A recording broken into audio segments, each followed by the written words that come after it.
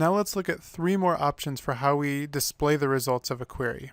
I've created a new query here with the first name, last name, and GPA of each student.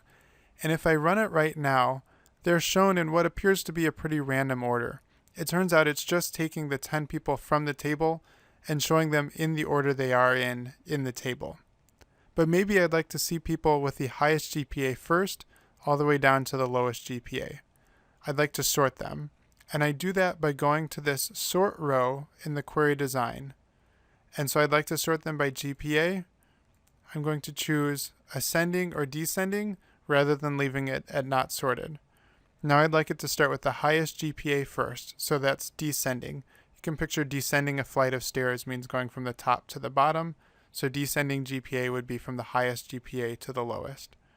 And now when I run it, I'm seeing the GPA. Sarah O'Brien, I can quickly tell, has the highest GPA, and that goes down to Robert Crawley with the lowest GPA.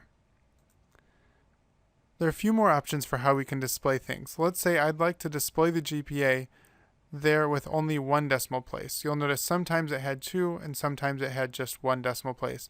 I'd like it for all the students to just have 1 decimal place.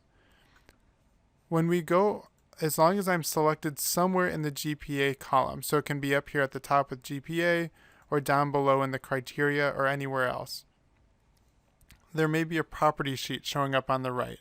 If it's not, go to the Query Tools Design ribbon and make sure Property Sheet is selected. So once I select that, this property sheet shows up on the right side, and it shows me properties for the column I'm clicked in. So I'm clicked in the GPA column.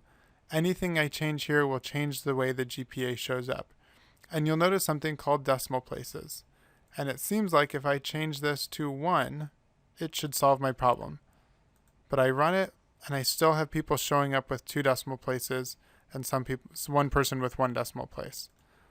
I don't need to just change decimal places to 1, I also need to change format. And there's a variety of options here, but fixed is a good one. So if you want to change it to a currency or have it show with some specific formatting like %, you can do that. But if you just want it to show the number, fixed is a good choice. Now that I've chosen a fixed format, it'll listen to what I put in there for decimal places. So now it should only show 1 decimal place after the number for the GPA. Lastly, let's say I want to have a criteria about the GPA. I want to only include students who would graduate cum laude or with honors. That would be a GPA of 3.5 or higher when they graduate.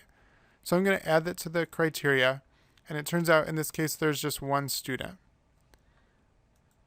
But let's say I don't want to show that student's GPA. I can't get rid of this column because that would get rid of my criteria, and I would see all the students now. But if I don't want to show the results, I can uncheck this box. Now the GPA is not going to show up in my results, but the criteria is still going to be applied.